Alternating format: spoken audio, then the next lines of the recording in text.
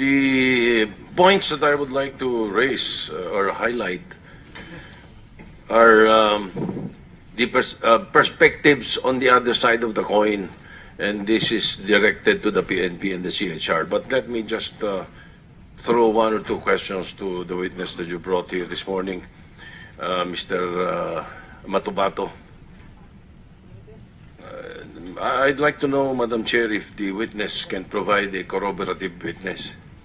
Ang ibig sabihin po, meron po ba kayong maipo-provide sa amin na isa pang testigo na magko-corroborate sa lahat na sinasabi nyo?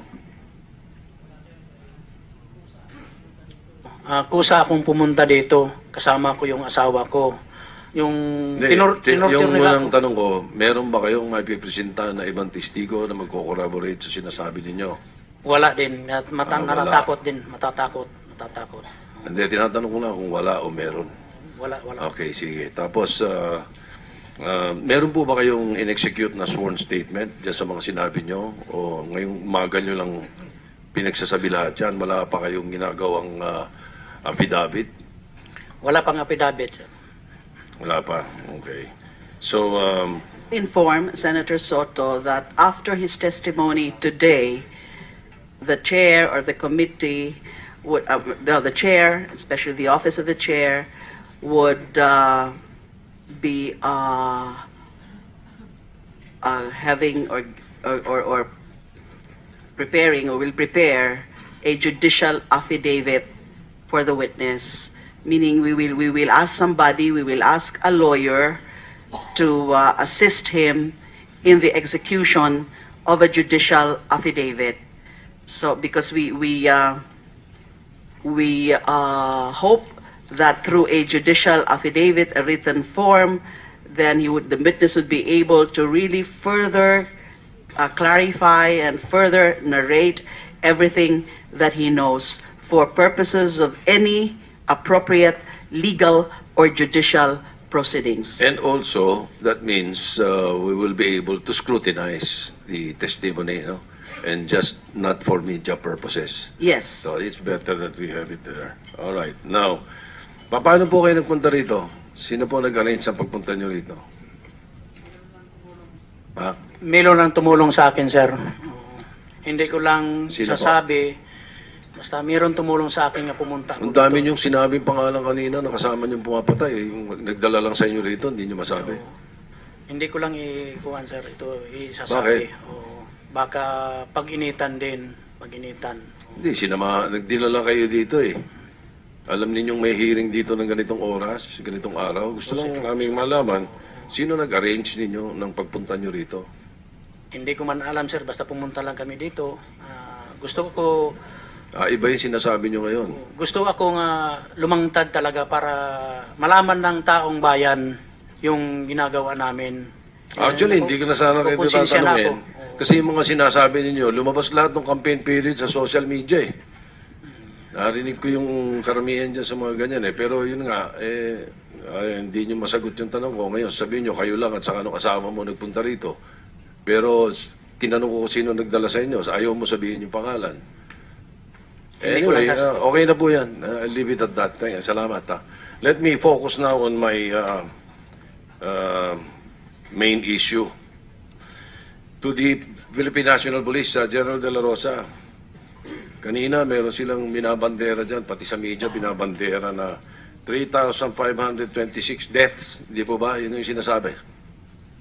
Tama po ba? Sinasabi. Yun daw yung total ng mga napapatay dito sa drug war. At kanina narinig ko, binanggit ng chairperson, 2,000 plus yung unknown kung sino pumatay na pwedeng tawaging vigilante killings. Your Honor, yung atin pong records dito, as of 8 o'clock of this morning, the number of DUI death under investigation is 2,035. Death under investigation, Your Honor. Death under investigation. Yes, Your Honor. 2,000. Hindi po ito na-classify kung Busina mamatay. Kung ito ay lahat ay drug-related, hindi po okay. masasabi kung drug-related to lahat. Again, sorry, the exact number, General. 2,035, Your Honor. 35, okay. Yung namatay naman, Your Honor, sa Police operation. police operations as of this morning is 1,506. 1,506. Ayun, sa police operations yan. Correction, Alright. correction, Your Honor. Apo, tama ba ba? Ha? Alright. So, Senator Soto, poli- just with your permission, just to follow up para lang hindi ko po makalimutan. The last time, Madam Chair, I asked for spot reports and now it is focused again because of these deaths. Meron ho ba nasubmit na spot report? This is in relation to the question of Senator Soto. Mayroon na po bang nasubmit na spot report? Hiningi ko po ito nung last hearing. Your Honor, the spot reports are with the President, Your Honor. According to him, he's going to read them, then he will give it back to us and to be submitted to you. To answer the question of Senator Drilon, they originally submitted those spot reports pero binawi po. Yes, Your Honor. So you're now saying it's with the President. Yes, Your Honor. So it's not Alright. with the committee. All right, thank you. My questions are merely the predicate for my main point. My main point po kasi, is to look at the other side of the coin. At hindi yung na-highlight lang sa media. So, sige, korekin nyo na muna yung figures nyo, tapos papunta ako sa main question ko. Killed in police operations, Your Honor, is correction. It's 1,105, Your Honor. 1,105 as of? As of 8 o'clock this morning, Your Honor. 1,105 as of 8 o'clock na operation. Ano ho yung Ito ngayon ang tanong ko. 1,500? Sandali lang po. Excuse me, Senator Soto, with your permission. Ano po yung binanggit niyong figure kanina na 1,506? Mali po yun, Your Honor. Mali Corrected talaga. copy. Mali yun, mali yun. Mali yun. Ito po yung correct. Alright. 1,105. 105. Yes, Your Okay. Honor. No, thank you. Thank you, General. Hindi po ako interesado ron. Predicate lang po yun, tinatanong ko lang. Ang interesado ko, ilan na na-aresto ninyo? Ang aresto, Your Honor, is total arrested is 16,891. Yun ang sinasabi ko. 16,891. Your Honor. 16,891. Yes, Your Honor. Arrested mula nung July 1, Your Honor. July 1 as of now sa mga drug operations ninyo. Yes, Your Honor. Oh, This is therefore, further, excuse me, Your Honor, further subdivided into user 6,256, arrested po, sir, 10,635. A total of 16,891 Oo. arrested users and posers. ito po, para sa kaalaman ng lahat, Kaya ko na gusto matanungin at malaman Masyado tayo nakafocus dun sa mga napatay sa police operation, mga vigilante killing. Nakakalimutan na natin na nagtatrabaho yung Philippine National Police.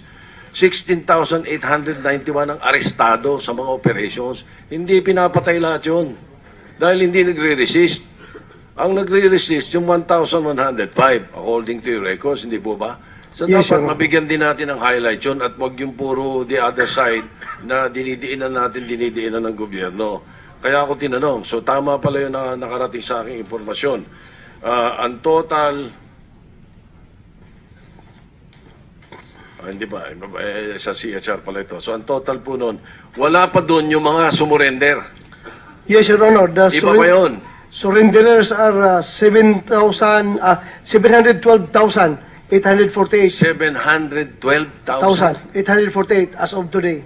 712,000 ang surrenderers na either pusher or user. Yes, Your Honor. Okay, itong 16,891 na arestado ninyo because of the drug operations that has been done from July 1 to now, to this morning, ay buhay lahat. Buhay po, Your Honor. Correct. Thank you very much. Now, may I